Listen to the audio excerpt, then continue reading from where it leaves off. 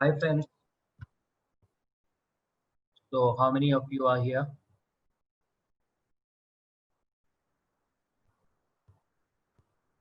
I can see. Okay. Hi Arav. So I can see Revat here, Mohammed Ayan, Arav, and Revat, right? Lare, Bushra, and Pragun, and okay, Revat, I can see you, and so nice to have you here again, and bring. Okay. So and I saw you took bio class, right? Yes, I took. I took Arav, and so we shall start a chapter known as fundamental unit of life. Okay, can you? Okay, I'll have to share it. Fundamental. Can you all see now?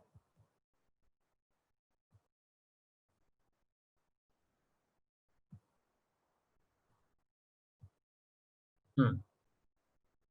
Okay. So the fundamental unit of life. Beautiful chapter. Now, when I say the fundamental unit of life, what do you mean by this? Okay, this is a very important chapter. देखो friends, ये chapter है, 9 में भी रहेगा, 10 में अगर ये समझोगे तो 10 का भी अच्छा से समझोगे. Sorry, फिर से ये 11th में आएगा. So you have to understand chapter very well so that you understand, this chapter in, you many chapters in 10th, 11th and 12th.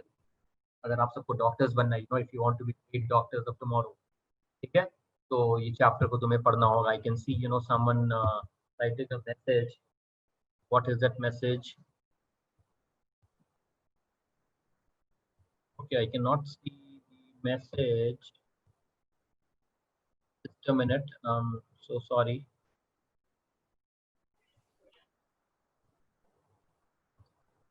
I cannot read your messages. Wait.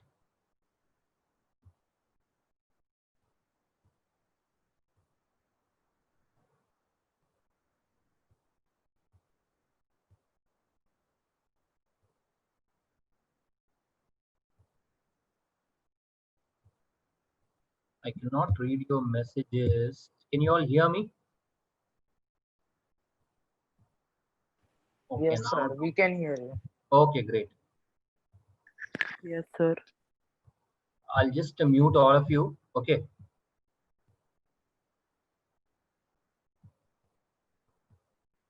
Great. Right. So now we'll start the class. So that's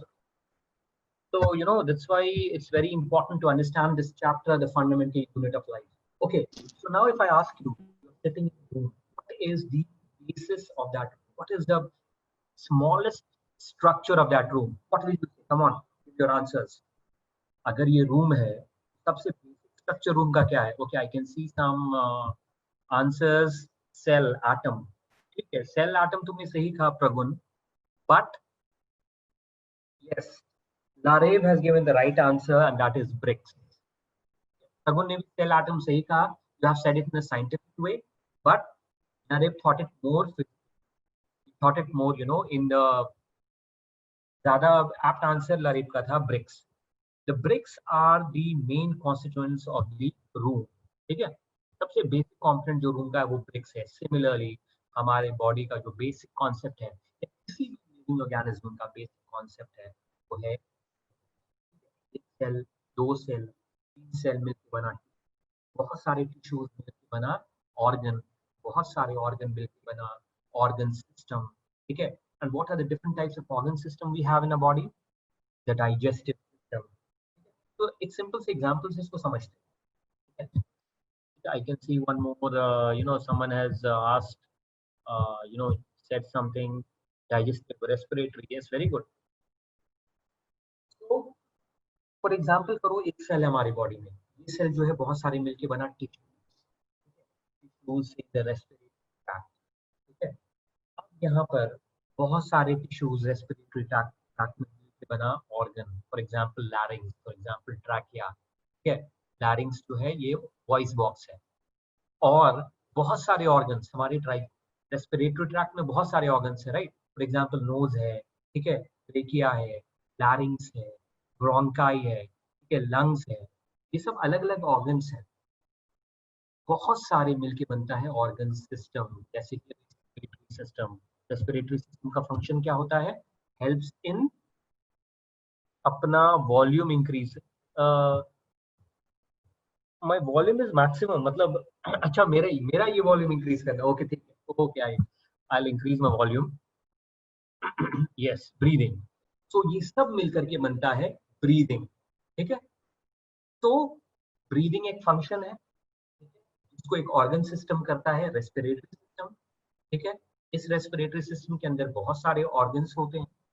एक organ जो है बहुत सारे tissue से बना होता है, एक टिश्यू जो है बहुत सारे सेल्स से बना होता है। बेसिक स्ट्रक्चर क्या हुआ? एक सेल हुआ, ठीक है? ना केवल ह्यूमन, बल्कि सारे ऑर्गेनिजम्स जो है, प्लांट्स, एनिमल्स, इन सब का जो बेसिक स्ट्रक्चर है वो है सेल्स है, ठीक है? इन सब का जो बेसिक स्ट्रक्चर है। Pragun is saying, sir, your voice is lagging. Okay, I think some problem in your network. Mine Wi-Fi is patak ekdam fast. Okay, it can also come inside the laptop. So fast I have the Wi-Fi. Okay, just joking. Okay, okay. तो चलो आगे बढ़ते हैं with this basic concept कि what is cell. Stay near the mic. Should I get inside the laptop? Okay.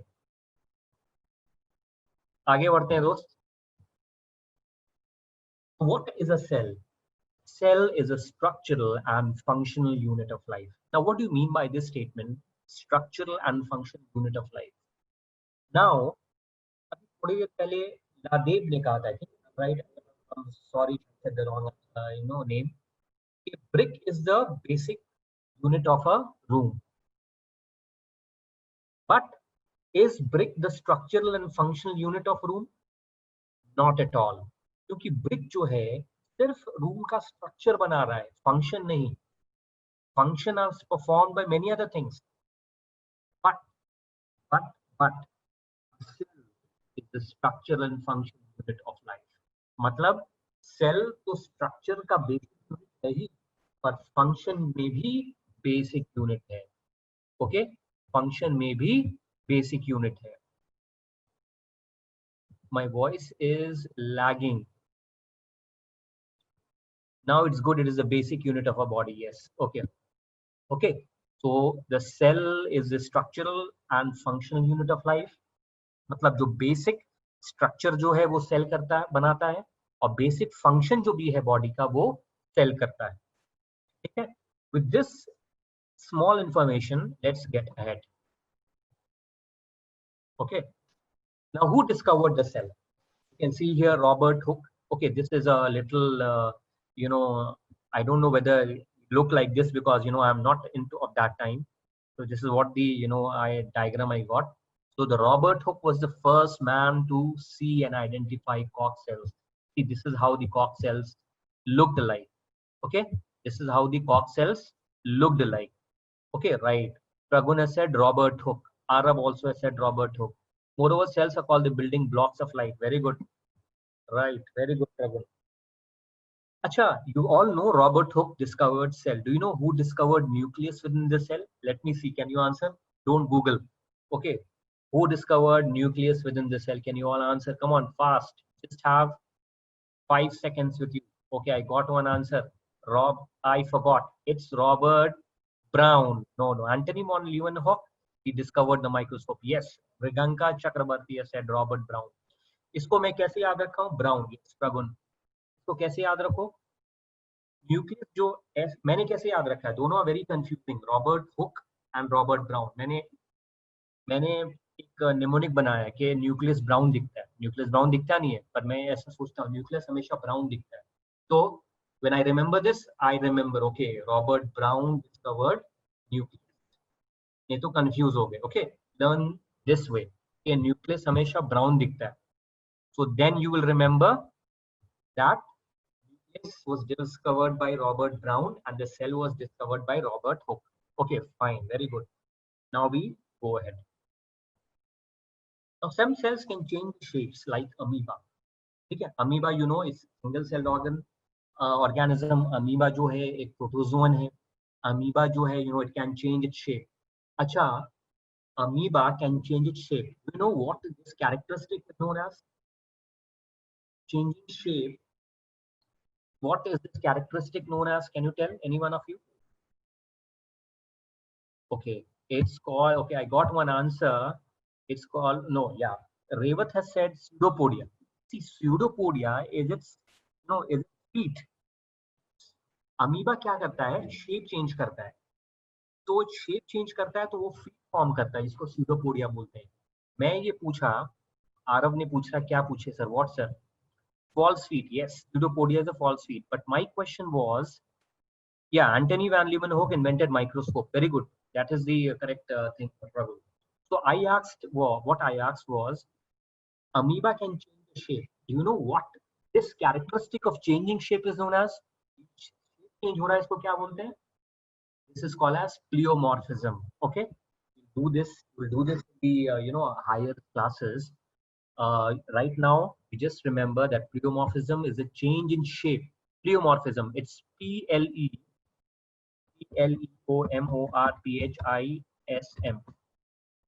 Pleomorphism. Okay. Okay. It's not privately. Can you write it, sir? Yes, I'm writing it. Wait. But it's, I need to, with everyone publicly. Okay. Yes. I'm writing Pleomorphism. Again, it went to only Pragun privately. Wait, I need to change my settings. Allow attendees. Yes. Pleomorphism. Okay, right.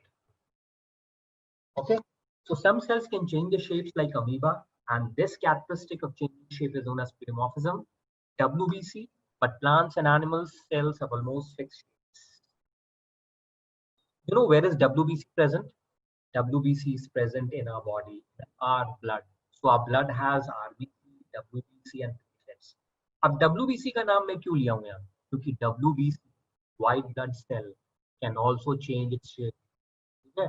Can also change its shape. But plants and animal cells have almost. तो इससे तुम्हें क्या पता चलता है? इससे ये पता चलता है कि amoeba can change shape, WBC can change shape, both can show pleomorphism, but plants and animals cannot change shape. Can we change our shape? तुम अपना शेप चेंज कर सकते हो. अगर शेप चेंज कर लोगे तो अभी क्लास के बाद मम्मी पापा जाओगे तो डर जाएंगे, बोलेंगे ये क्या हो गया मेरे बच्चे को. Isn't it? अब देखो लास्ट के 3 लाइंस देखो, वेरी इंपॉर्टेंट. स्मॉलेस्ट सेल, ठीक है, माइकोप्लाज्मा, लाइक ऑर्गेनिज्म, इसको हम मॉलिक्यूल लाइक ऑर्गेनिज्म बोलते हैं. सबसे जो छोटा सेल है, पीपीएलजी को इग्नोर करो, बहुत बड़ा टर्म है अभी 9th के लिए तुम्हारे लिए. Mycoplasma is the smallest cell. ठीक है, सबसे छोटा सेल जो है 0.8 माइक्रोमीटर का होता है. You do not know this. सबसे छोटा सेल जो माइकोप्लाज्मा है. सबसे बड़ा सेल जो है ऑस्ट्रिच एग है. और जो लॉन्गेस्ट एनिमल सेल है नर्व सेल जो है हमारे हेड से टो तक एक्सटेंड करता है. ओके, हमारे हेड से लेके टो तक एक्सटेंड करता है. So can you verify the size of each? It's like amoeba, but it can produce antibodies. Yes. WBC का बहुत सारा functions है Mriganka. It can produce antibodies. It's responsible for our immunity. It is responsible for phagocytosis.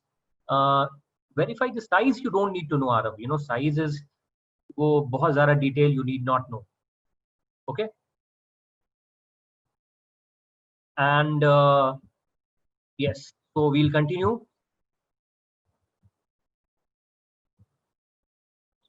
Unicellular. अब sales जो हो दो तरह के हो सकते हैं. यूनिसेलुलर यू ऑल नो, सिर्फ एक सेल से बना है. ठीक है, सिर्फ एक ही सेल है. अमीबा, पैरामीशियम को हम स्लिपर लाइक एनिमल भी बोलते हैं. क्यों? क्योंकि स्लिपर की तरह दिखेगा.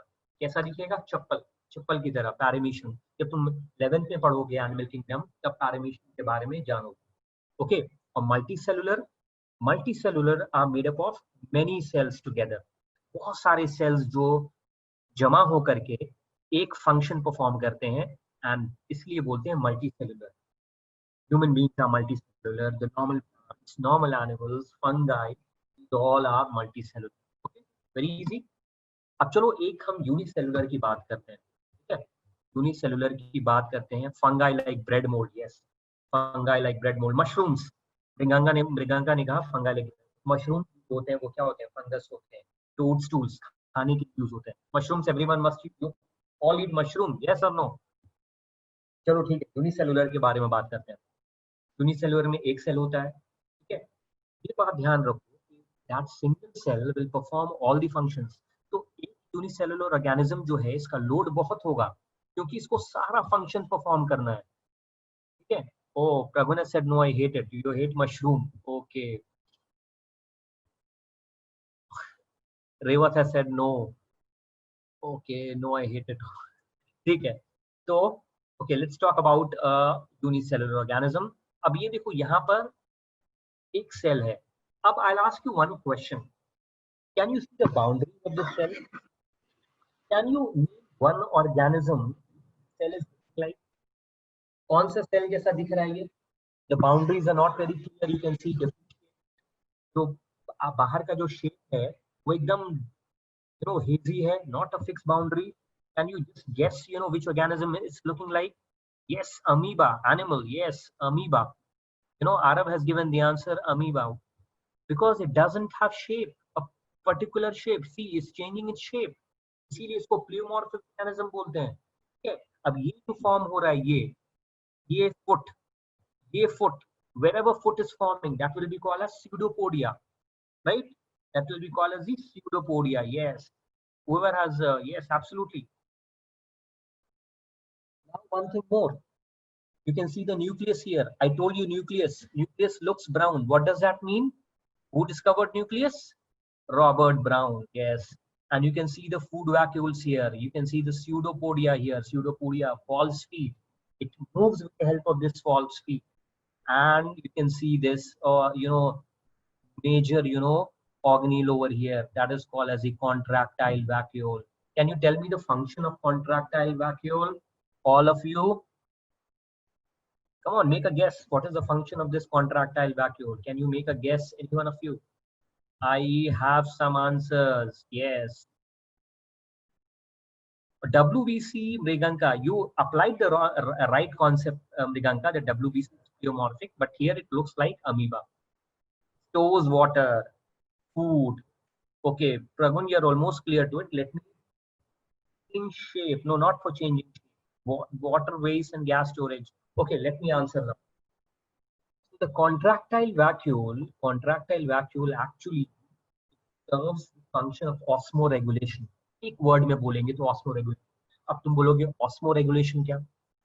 ऑस्मोरेगुलेशन मतलब सिंपल वर्ड्स में पानी के कंटेंट को ये कंट्रोल करता है. अब तुम बोलोगे क्यों कंट्रोल चाहिए? सिंपल सा बात है भाई साहब, एक्सप्लेन करना जरूरी है.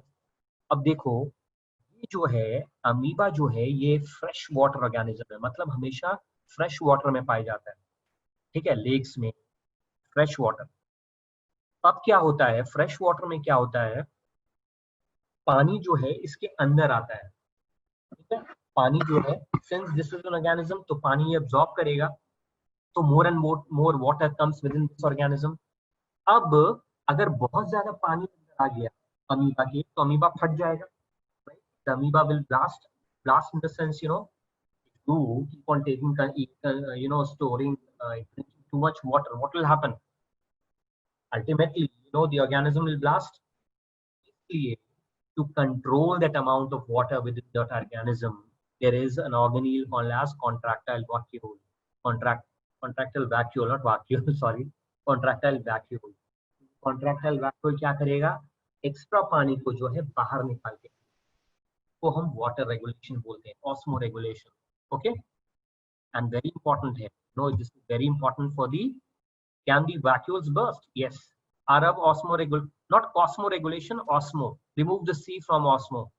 Okay, remove the C from the osmo. ठीक है, and can the vacuoles burst? Yes, even the vacuoles can burst. अगर बहुत ज्यादा पानी भर गया, वैक्यूल्स ठीक काम नहीं कर रहा, तो इवन वैक्यूल्स भी मर जाएगा.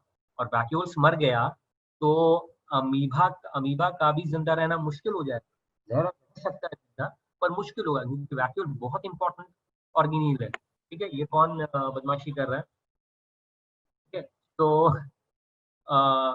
Move on to the next slide. अब यहाँ पर क्या दिख रहा है? तुम्हें एक सिंपल सा एनिमल सेल दिख रहा है। क्या दिख रहा है? सिंपल सा एनिमल सेल। ऊपर का हेडिंग में मैं मल्टीसेलुलर वैसे लिखा हूँ। सिंपल सेल को मैं समझाने की कोशिश कर रहा हूँ। ठीक है, सिंपल सेल को समझाने की कोशिश कर रहा हूँ यहाँ। Animal cell, yes. अब इस एनिमल सेल में हमें क्या क्या दिखता है? देखो क्या क्या दिख रहा है।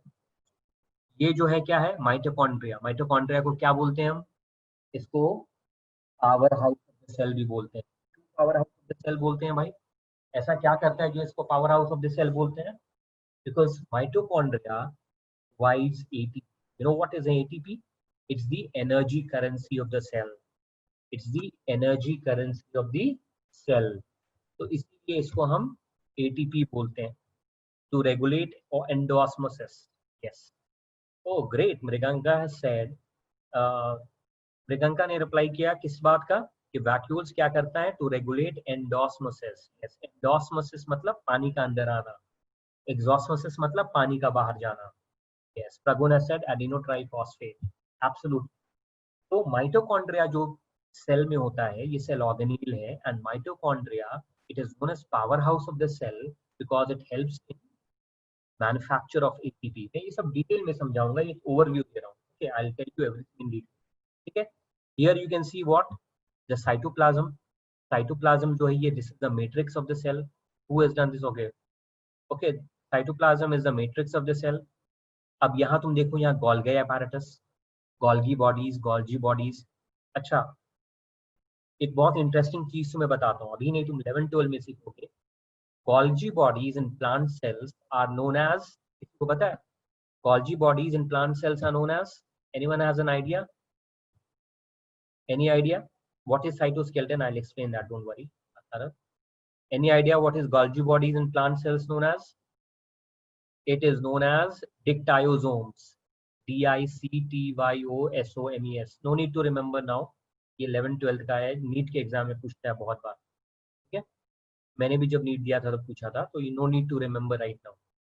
Okay, so these are Golgi bodies. अब गोल्गी बॉडीज क्या करते हैं? इनका फंक्शन, सिंपल फंक्शन। देखो, कोई भी चीज को, फॉर एग्जाम्पल मान लो कि तुम्हारी मम्मी ने खाना बनाया और तुम्हें बाहर जाना है, तो खाना का पैकिंग करना जरूरी है।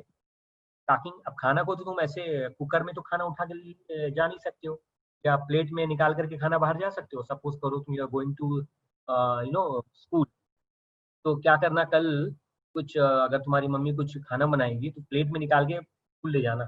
तो तुम्हारी मैम बोलेगी क्या कियो? प्लेट में तुम उसको पैक करके लाते, इजंट इट? तो packing is very important.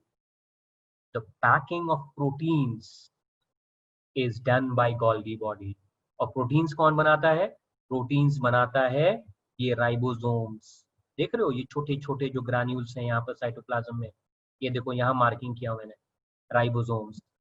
Ribosomes are the protein factories. okay, ribosomes are the protein factories, and these proteins are packaged, ठीक है, packaged by the Golgi body। समझ में आया? These are the ribosomes makes proteins, yes, ribosomes are the protein factories।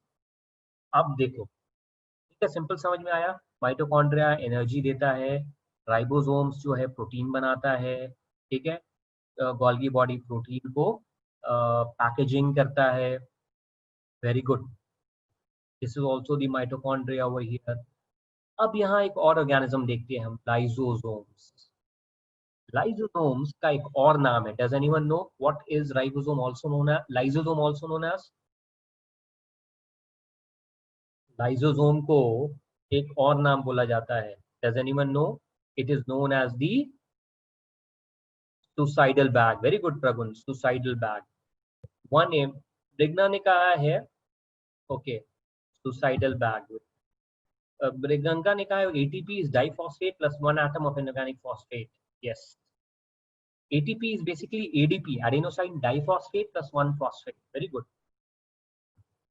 suicidal bag. I learned about this in TB. White for devil. Sir is bacterial cell. Yes. PPLG देखो प्लेओमॉर्फी, ये जो है तुम्हारा, ये basically mycoplasma bacterial cell है एक तरह का. Yes absolutely. अभी हम डिटेल्स में नहीं जाएंगे microorganism. Okay, let's come back to lysosome. Why is it called the suicidal? अब देखो लाइसोसोम्स क्या होता है. मान लो कि ये जो सेल जो है ये डिफेक्टिव हो गया या फंक्शन प्रॉपरली नहीं कर रहा है या बहुत ओल्ड हो गया, इस सेल को डिस्ट्रॉय होना है. तो लाइसोसोम एक तरह का क्या है, it is a self bomber. अगर सपोज करो मैं मेरे को किसी को मारना है, तो मैं मीटिंग में चला गया और मैं खुद बॉम्ब लेके गया अपने पास और मैं बॉम्ब फट गया, तो सब लोग मर जाएंगे आसपास. तो लाइसोसोम खुद फट जाता है. If the cell has to undergo death, cell में कुछ खराबी हो गया या cell has become old and it needs to be destroyed, so the lysosome itself will get destroyed and this would lead to the destruction of the whole cell.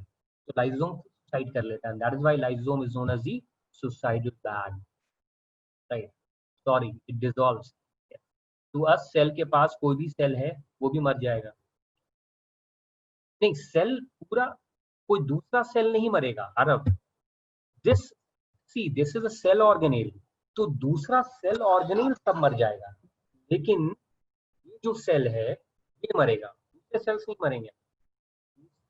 बाकी cell organelles इसी cell के मरेंगे, लेकिन cell सिर्फ यही मरेगा. It is the suicidal bag of the cell, not other cells. Got it? और यहाँ बोल रही है it helps in cellular decomposition by releasing yes हमें ऑब्जर्व कर सकते हैं. You very right. It Mriganka ने कहा it relieves hydrolytic digestive enzymes. Very right. We're going to talk about this in detail later.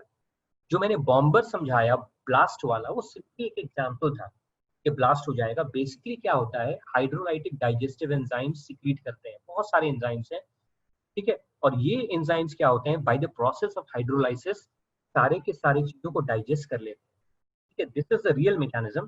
But मैंने एक एग्जाम्पल लेने के लिए मैंने ऐसे बॉम्बिंग वाला सिखाया कि एक तरह से ये सेल्फ सुसाइड करता है. ओके, अब देखो लाइसोसोम्स हो गया, self suicidal bag. Then we talked about the nucleus. Okay, nucleus is the main genetic center of the cell. Okay, it is situated right in the middle of the cell. Nucleolus का भी बहुत important component है, बाद में discuss करेंगे. Nucleolus में तुम्हारा ribosomal proteins बहुत इंपॉर्टेंट राइबोसोम्स एंड ऑल बहुत इंपॉर्टेंट रोल प्ले करता है. Ribosomal proteins and all, nucleolar organiser, बहुत कुछ है. न्यूक्लियस के बारे में हम धीरे धीरे पढ़ेंगे, अभी एक जस्ट ओवरव्यू है. अब यहाँ देखो क्रोमैटिन. ठीक है, chromatin. What are chromatin? Chromatin threads are nothing, these are again the genetic material of the nucleus. Okay, chromatin threads. Okay, we have gone where? Okay, sorry. ठीक है, chromatin threads. ठीक है, तो क्रोमोसोम्स में पता है क्या होता है. क्रोमोसोम्स, जब भी सेल जो डिवीजन स्टेज में जाता है, तो जितने क्रोमैटिन थ्रेड्स हैं ये बिकम कंडेंस्ड और तब इन्हें क्रोमोसोम्स बोलते हैं. लेकिन नॉर्मल कंडीशन में जब cell is not in division stage, तब ये जो थ्रेड्स होते हैं, जेनेटिक थ्रेड्स जो होते हैं, इनको क्या बोला जाता है, chromatin threads. Right, I think there is some chromatin DNA threads. The nucleus control center of brain cell, they contain. Absolutely. What is the difference between the RHS and the LHS? Yes, हमने observe कर सकते हैं क्या, हम ये observe कर सकते हैं क्या, न्यूक्लियस इज कंट्रोल सेंटर और the brain of the cells, DNA threads, DNA chromatin. Okay, तो किसी ने पूछा right and rough and smooth endoplasmic reticulum के बारे में पूछा है. Wait, difference between, someone has asked me, who's that? हाँ, डिफरेंस बिटवीन RHS. देखो, rough endoplasmic reticulum and left endoplasm, ये स्मूथ एंडोप्लाज्मिक रेटिकुलम, ये भी है. RHS LHS भी है, राइट. एंड हिस्टोन प्रोटीन्स के बारे में भी किसी ने बात की, वो सब देखो बेसिक चीज है, right. A chromatin is made up of basic proteins which are the histone protein. उसमें तुम्हारा ऑक्टामर्स होते हैं, ये अभी लेवल पे तुम्हें नहीं चाहिए। ऑक्टामर्स होते हैं H1 H2 H3 H4 linkers, ये बहुत बेसिक लेवल, बहुत बाद का लेवल है। बेसिक क्रोमैटिन में क्या होता है, क्रोमैटिन थ्रेड में, एक क्रोमैटिन थ्रेड में तुम्हें बहुत सारे जीन्स मिलेंगे, इन जीन्स पे तुम्हें डीएनए मिलेगा, ठीक है। एक डीएनए में, डीएनए क्या होता है, डीऑक्सी राइबो न्यूक्लिक एसिड, ठीक है। तो एक डीएनए में क्या मिलेगा तुम्हें, राइबोस शुगर मिलेगा, ठीक है, फॉस्फेट मिलेगा। ये तुम्हारा बेसिक स्ट्रक्चर हो गया तुम्हारा क्रोमैटिन का। क्रोमैटिन जब कंडेंस करेगा, then it will be known as the then it will be known as the what, chromosomes. Okay, someone has raised hand, wait, I cannot see.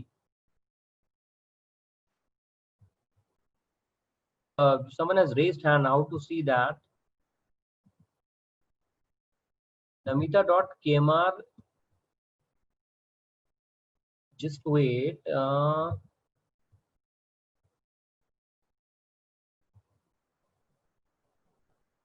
Go in the participants. Acha, wait. So I'll go in the participants. Still I can.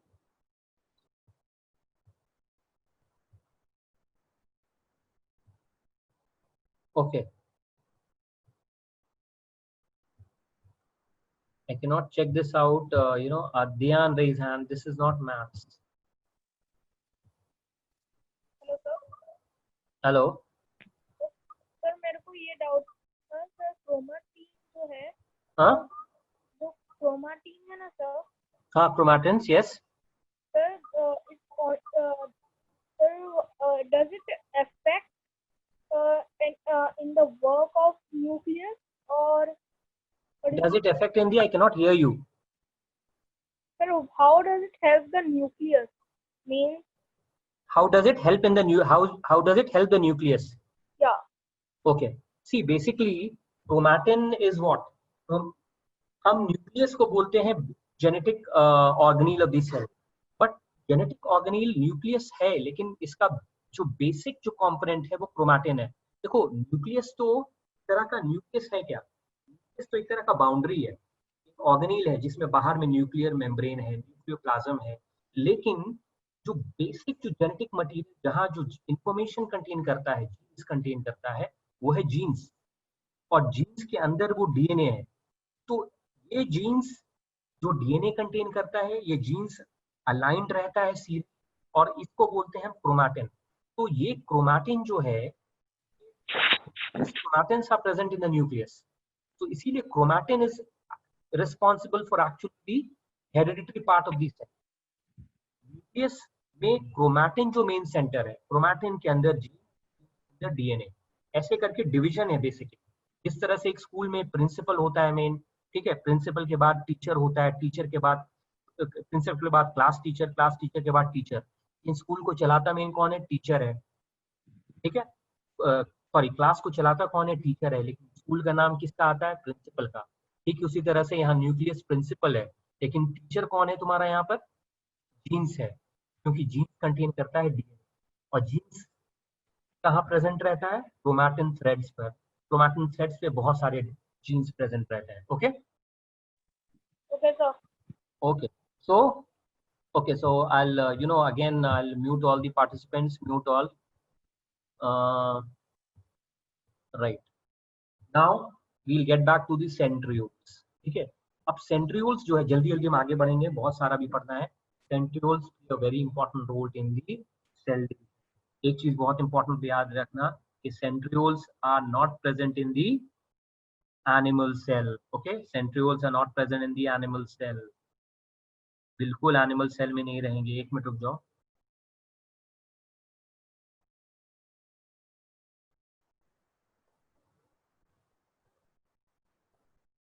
Centrioles are not present in the animal cell. Okay, अब किसी ने पूछा था cytoskeleton, ठीक है, cytoskeleton क्या होता है। Cytoskeleton are the supporting framework of the cell, ठीक है। अब ये सेल जो है, उसको कुछ ऐसा सपोर्ट चाहिए। देखो, ये सेल कैसा दिख रहा है? एक्सपैंडेड दिख रहा है, एकदम क्रम्बल तो नहीं हो गया है, टूर तो नहीं हो गया है। तो इसको अब तुम साइटोस्केलेटन का तुम शेप देख सकते हो, ये देखो कैसे लंबा लंबा वायर की तरह, राइट? तो इसका मतलब क्या, ये सपोर्ट दे रहा है। तो these are the supporting framework of the cell. Okay, now who is this? Someone has written chromatin condenses to form dense structure called chromosome in the cell prepare. Yes, yes, absolutely, yes. So also there is no cell wall in animal cell. जैसे हमारे skeleton part होता है वैसे ही cytoplasm में भी होता है। yes. जैसे हमारे skeleton part होता है, yes, very good अर्नव। जैसे हमारे body में skeleton होता है to support, okay, हमारा body spinal cord के चलते हमें support मिलता है, right? Similarly, in animal there are cytoskeleton which are the supporting structure. तो बेसिकली, और ये देखो अब ये बाहर का ये जो है पूरा प्लाज्मा मेम्ब्रेन, हम सेल मेम्ब्रेन भी बोलते हैं, प्लाज्मा लेम्मा भी बोलते हैं। अब सबसे लास्ट इंपॉर्टेंट और सबसे इंपॉर्टेंट एंडोप्लाज्मिक रेटिकुलम, ठीक है? एंडोप्लाज्मिक रेटिकुलम के बारे में हम बाद में डिटेल में बात करेंगे। सबसे पहले ये चीज जान लो कि डिफरेंस क्या है दोनों, स्मूथ एंडोप्लाज्मिक रेटिकुलम और रफ एंडोप्लाज्मिक रेटिकुलम। अब rough endoplasmic reticulum, why is it known as rough? Because it has ribosomes. Ribosomes देख रहे हो, ग्रैनुलर स्ट्रक्चर होता है। Ribosomes, the granular structure here, these are present on the endoplasmic reticulum, and that is why the ribosomes are also, this endoplasmic reticulum which has got ribosomes are known as rough endoplasmic reticulum, ठीक है? तो इसका मतलब क्या हुआ कि जो smooth endoplasmic, hello sir, SER में राइबोसोम्स कंटेन नहीं करता, इसीलिए उसे स्मूथ Yes. एंडोप्लाज्मिक रेटिकुलम कहते हैं। Absolutely, smooth endoplasmic reticulum does not have ribosomes at all, इसीलिए वो स्मूथ, वो अपीयरेंस स्मूथ लगता है। लेकिन रफ में जो है राइबोसोम्स रहते हैं। अब तुम बोलोगे कि रफ एंडोप्लाज्मिक रेटिकुलम का फंक्शन क्या हुआ? क्योंकि उसके पास राइबोसोम्स है, तो क्या करेगा वो रफ एंडोप्लाज्मिक रेटिकुलम? सर, वो प्रोटीन सिंथेसाइज करेगा। Yes, प्रोटीन सिंथेसाइज करेगा। एंडोप्लाज्मिक रेटिकुलम का और बहुत सारा फंक्शन होता है जो हम बाद में डिस्कस करेंगे। Okay, move on to the next slide. Cell, अब ये कौन क्या है, ये बदमाशी, इसको हटाओ। ठीक है, cell is a basic unit of life. Why? सबसे पहला, it is the smallest living unit which makes all the body. Yes, division of labor. Cell usually possesses a number of components called the cell organelles. Each of the organelle perform functions, clearing waste material and protein synthesis. Basic इसका कोई इस slide का ज्यादा कुछ ये नहीं है, ऐसी है division. RER produces ribosomes, lipids and fats both help in membrane biogenesis. ठीक है सर, वेट, अरे मृगांका, तुम क्या गूगल करके ये सब डाल रही हो? I'm just kidding. ये सब अभी 10th 11th का ये सब want to write. Okay Arav, you write? No sir, I read it. Oh great, keep on reading. ये high stuff है थोड़ा, but good. No, I can see interest in you. Keep on going ahead. Okay, so now let's further talk. So cell is a basic unit of life. Why? Because it is the smallest unit which makes all the body. ठीक है, division of labour होता है, छोटा से छोटा काम divide किया जाता है, इसीलिए हम इसको बेसिक यूनिट ऑफ लाइफ बोलते हैं। And each organelle performs a separate function. हर एक, जैसा कि अभी हमने देखा पिछले स्लाइड में, हर एक ऑर्गेनेल का अपना एक फंक्शन था। ठीक है, हर एक ऑर्गेनेल का एक अपना फंक्शन था। Okay, now what is a cell made up of? तो हम उस स्लाइड में basically almost everything discuss, basics एक डिस्कस किए हैं। ठीक है, a typical cell is made up of mainly three parts. Nucleus, which is in the center. Surrounding the nucleus is the cytoplasm and the cell membrane. अच्छा, एक बहुत ही तो थोड़ा हाई लेवल सवाल है तुम्हारे लिए भी। In the cytoplasm are present different organelles. ठीक है, साइटोप्लाज्म में organelles present होते हैं। What is that part of the cytoplasm called which doesn't have the organelles? Can you tell that? That part of the cytoplasm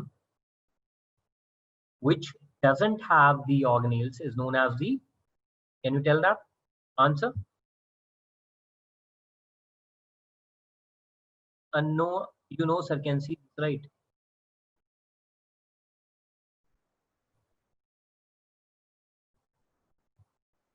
Can anyone answer? That part of the cytoplasm which does not have cell organelles, उसको cytosol कहते हैं, cytosol. Okay, इसको what is it known as? Cytosol, cytosol. Okay, so now no need to know right now, don't worry. Spelling cyto, okay, cytosol. Okay, again it has gone to Pragun only. So just Pragun, you write it in the entire so everyone can see, because I think it's going, even though I've made publicly, but still it's going only to one person. Okay. Okay. Now let's come to the other part. The cell membrane, the plasma membrane. Now the cell membrane or the plasma membrane, the outermost covering, is also called selectively permeable membrane or the semi-permeable membrane. Semi का spelling गलत है, SEMI होगा, because it allows the entry of selective substances only. तो इसको selectively permeable membrane बोला जाता है because it allows the entry of only certain substances. सबको allow नहीं करता है. क्यों सबको allow नहीं करता है? क्योंकि सबको allow करेगा तो बहुत सारे टॉक्सिक मटेरियल्स, बैक्टीरिया, बहुत कुछ अंदर घुस जाएगा, सेल को हार्म कर देगा. ठीक है. It is made up of a bilipid layer and protein. तो दो लिपिड लेयर और बीच में प्रोटीन बैग्स रहते हैं. ठीक है. बहुत सारे protein, extrinsic protein, intrinsic protein, ये तुम 11th में पढ़ोगे. प्लाज्मा मेम्ब्रेन का भी बहुत सारा मॉडल आता है. ठीक है. Sandwich model, Daniel and Davson model, Daniel and Davidson model. ठीक है. यूनिट मेम्ब्रेन थ्योरी, बहुत सारे थ्योरीज के प्लाज्मा मेम्ब्रेन कैसा होता है. तो फाइनली जो एक्सेप्टेड थ्योरी है वो ये कहती है कि लिपिड के दो लेयर हैं और इन लिपिड दो लेयर के बीच में प्रोटीन आइसबर्ग्स फ्लोट करते हैं. Previous slide once please. तो प्लांट सेल्स में भी प्लांट सेल्स में सेल वॉल कंटेन करता है. प्लांट सेल में सेल वॉल कंटेन करता है और हमें सेल मेम्ब्रेन. तो फिर इन दोनों में डिफरेंस क्या है? इन दोनों में प्लांट सेल और एनिमल सेल में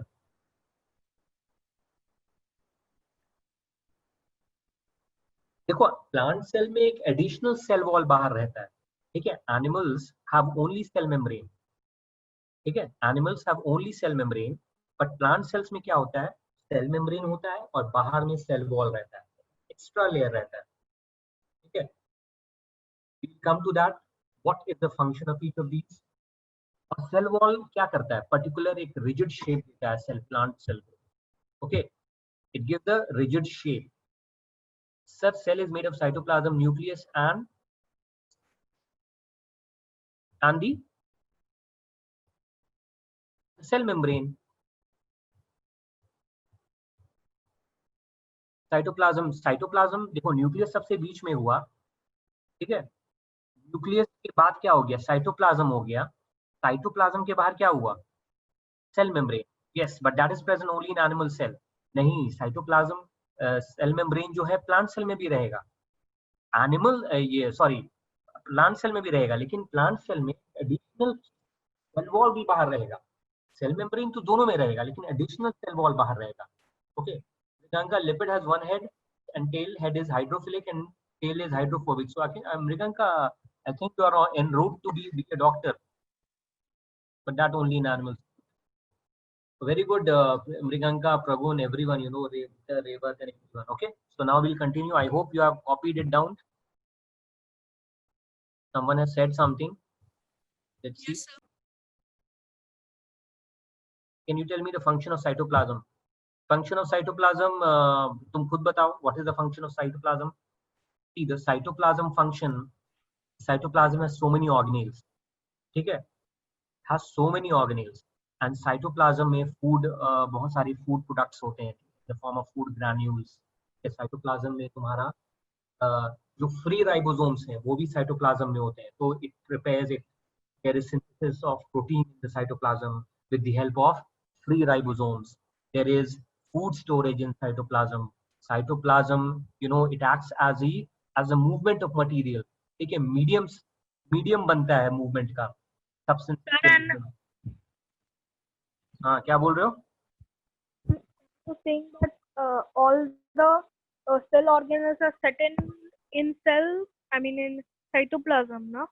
हाँ, देखो, फॉर एग्जाम्पल जैसे एक रूम है, ठीक है, एक रूम है, रूम में पानी बह रहा है, ठीक है, रूम में पानी बह रहा है, तो रूम का जो दीवार है वो प्लाज्मा मेम्ब्रेन है, जो पानी बह रहा है रूम में वो क्या, साइटोप्लाज्म है।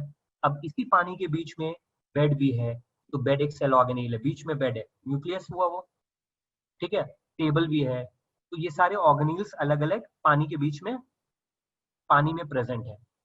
और जो पार्ट पानी का जहां पर ऑर्गेनेल नहीं है उसको साइटोजोल कहते हैं। सिंपल, आया समझ में अब? हाँ सर। ओके, अब देखो ये सेल मेम्ब्रेन का, जैसे मैंने तुम्हें मॉडल समझाया था, ठीक है, सेल मेम्ब्रेन का मैंने मॉडल समझाया था। सर रिपीट, क्या रिपीट करूं भाई? Functions of cytoplasm. देखो फंक्शंस ऑफ साइटोप्लाज्म में होगा, साइटोप्लाज्म में तुम्हारा क्या होता है, फ्री राइबोसोम्स होते हैं। राइबोसोम्स मैंने बोला दो तरह के होते हैं, एक अटैच राइबोसोम्स, इससे अटैच होते हैं एंडोप्लाज्मिक रेटिकुलम से, ठीक है, बाकी जो फ्री राइबोसोम्स होते हैं वो साइटोप्लाज्म में होते हैं। ये राइबोसोम्स क्या करेंगे, ये जो है प्रोटीन सिंथेसिस करेंगे साइटोप्लाज्म में। तो एक फंक्शन प्रोटीन सिंथेसिस हो गया साइटोप्लाज्म का, एक फंक्शन हो गया कि it acts as a medium of transport. कोई भी सब्सटेंस एक जगह से दूसरी जगह जाना है, ठीक है, जो तुम्हारा प्रोटीन मैन्युफैक्चर हुआ कहाँ, राइबोसोम्स में, उसको पैकेजिंग के लिए कहाँ जाना पड़ेगा, गोल्गी बॉडीज के पास जाना पड़ेगा। बोला था गोल्गी बॉडी क्या होता है, पैकेजिंग करता है। तो जाने के लिए क्या मीडियम यूज करेगा, साइटोप्लाज्म यूज करेगा। साइटोप्लाज्म में उसके बाद तुम्हारा तुम्हारा स्टोरेज बॉडीज होते हैं, फूड वैक्यूल्स होता है, फूड लिपिड मॉलिक्यूल्स होते हैं, ठीक है। रिपीट कर दिया फिर यार मेरा गला बाहर निकल जाए। Okay okay Aarav, I hope you have understood. तीन बार रिपीट कर दिया हूँ। चलो अब आगे बढ़ते हैं। सेल मेम्ब्रेन, सेल मेम्ब्रेन को प्लाज्मा मेम्ब्रेन बोलते हैं, पिछले स्लाइड में बताया था। सेमी परमेबल मेम्ब्रेन भी बोलते हैं, ठीक है, प्लाज्मा लेम्मा भी बोलते हैं, ठीक है, ये सब बोलते हैं। अब जो सेल मेम्ब्रेन का मैंने जो मॉडल बताया था तुम्हें, मॉडल क्या बोला था मैंने, क्या बोला था, how does the cell membrane look like, it is a bilipid layer. दो लिपिड लेयर होते हैं, लिपिड के दो लेयर होते हैं with protein. You can very clearly see here, ये डायग्राम कितना सुंदर है, isn't it very beautiful diagram? You can see here, see this is the lipid layer. Just a minute. Aarav ये सो करके आया है, ये सो रहा आधे क्लास में। हाँ यस यस, हाँ अभी फिर से दो तीन बार हाँ ये बोल देगा। Okay Aarav, I hope you have understood. तो देखो लिपिड बाइलेयर, अभी तुम्हें लिपिड कहाँ दिख रहा है, यहाँ लिपिड बाइलेयर कहाँ दिख रहा है, ये देखो, ये जो है तुम्हारा लिपिड बाइलेयर है। Okay sir, then we can say that ER is the factory, Golgi body is the vehicle, and plasma membrane is the house. Sir picture clear नहीं दिख रहा है, मृगांका सही बोल रही हो तुम, अभी थोड़ा पहले इस डायग्राम को डिस्कस कर रहे हैं, पिक्चर क्लियर नहीं दिख रहा है क्योंकि यहाँ पर किसी ने ये एरोज हटा दो भाई, कौन कौन एरोज बनाया, ये एरोज हटा दो, कौन आर्टिस्टिक बंदा है ये एरोज बनाया है, ये आर्ट एंड क्लास का क्लास कहीं और चलाओ, रेड एरोज हटा दो, पिक्चर क्लियर दिखेगा, ठीक है। तो देखो ये जो है, मेरे कर्सर को फॉलो करो, ये जो है ये बाई लेयर है, लिपिड का बाई लेयर है, ठीक है, लिपिड का बाई लेयर, येलो येलो वाला, दोनों आगे यहाँ पर ऊपर नीचे, और ये जो बीच में जो है ब्राउन ब्लू ब्लू कलर के, ये प्रोटीन्स है। अब ये प्रोटीन्स क्या करते हैं, ये चैनल्स फॉर्म करते हैं, ठीक है। तो ये सेल मेम्ब्रेन को सेलेक्टिवली परमिएबल बोलते हैं।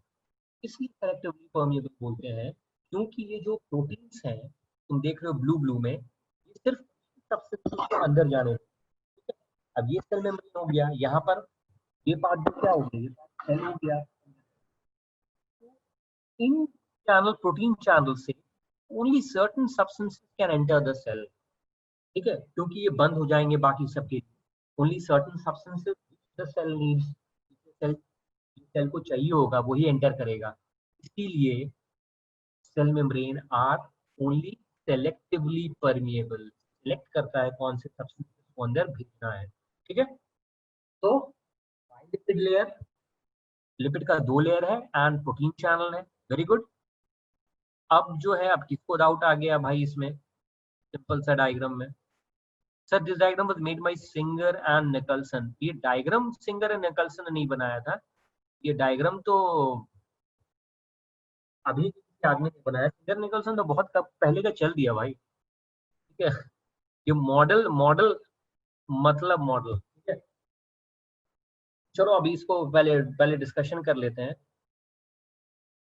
तो यहाँ पर ये कार्बोहाइड्रेट्स को इतना डाउट हो रहा है, देख रहा हूँ, रुको।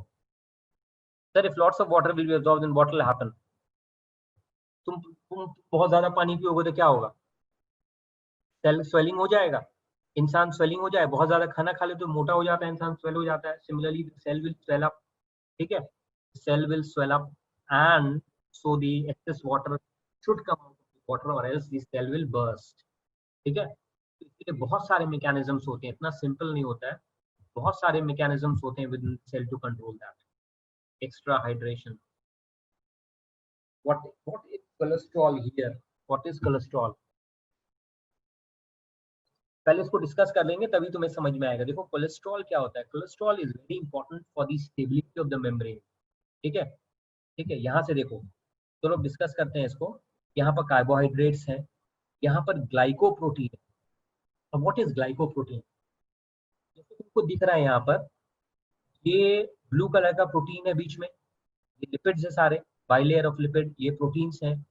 अब प्रोटीन, जो जो प्रोटीन कार्बोहाइड्रेट के साथ अटैच्ड है, ये देख रहे हो तुम, ये पिंक कलर का, ये पिंक कलर का, ये जो है प्रोटीन के साथ अटैच्ड है, तो हम ग्लाइकोप्रोटीन बोलते हैं। ग्लाइको मतलब कार्बोहाइड्रेट, प्रोटीन मतलब प्रोटीन, ग्लाइकोप्रोटीन। अब यहाँ देखो ग्लाइकोलिपिड। ठीक है, यहाँ पर the carbohydrates are attached with the lipids, तो इसीलिए बोलेंगे glycolipid. These are the constituents of the cell membrane. ठीक है, ये सेल मेम्ब्रेन में रहते हैं। Similarly, यहाँ कोलेस्ट्रॉल है, cholesterol is attached to the lipid and what does it do? It gives stability to the membrane.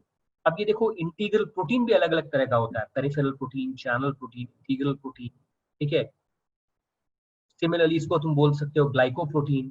क्यों ग्लाइकोप्रोटीन? क्योंकि ये जो प्रोटीन है कार्बोहाइड्रेट के साथ अटैच्ड है।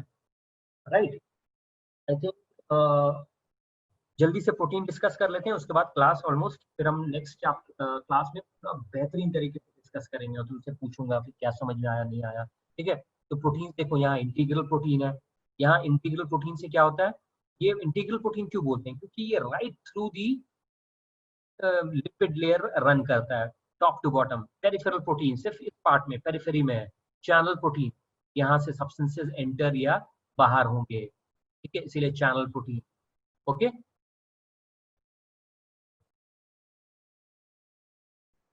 Sir, repeat the cholesterol part, please.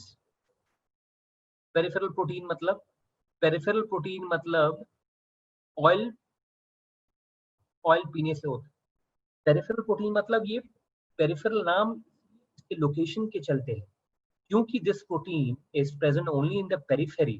ठीक है, ये अंदर में नहीं है ना। इंटीग्रल देखो पूरा, it is spanning throughout the length of the lipid bilayer, इसीलिए integral. Peripheral is only present in the periphery, it's not present inside, तो इसीलिए इसको पेरिफेरल प्रोटीन बोलते हैं। एंड कोलेस्ट्रॉल, तुमने फिर से बोला cholesterol, cholesterol is just a component of the plasma membrane. Cholesterol जो है, cholesterol aids stability to the membrane. Cholesterol के चलते मेम्ब्रेन स्टेबल होता है। No else function of the cholesterol. Okay, it's just a constituent of the plasma membrane. तो friends, I hope you understood most of the things. ज्यादातर चीजें समझ आई। Class was, how was the class? I hope it was very good. ठीक है, अगले class में हम लोग और अच्छे से जानेंगे, सब कुछ ऐसे डिस्कस करेंगे कि सब कुछ तुम्हें तुरंत याद आ जाएगा। ठीक है, सब कुछ याद रहेगा, कुछ पढ़ने की जरूरत नहीं। we'll read it in such a good way, right? In the next class we'll recapitulate, एक बार फिर से recap करूंगा और आगे बताऊंगा और ऐसा कनेक्ट करके बताऊंगा कि सब कुछ तुम्हें याद, पूरा याद रहेगा, डोंट वरी, ठीक है? And it will be again fun next time. So I hope to see you again next time, next session. Till then, have a nice time. Bye. Take care, all of you.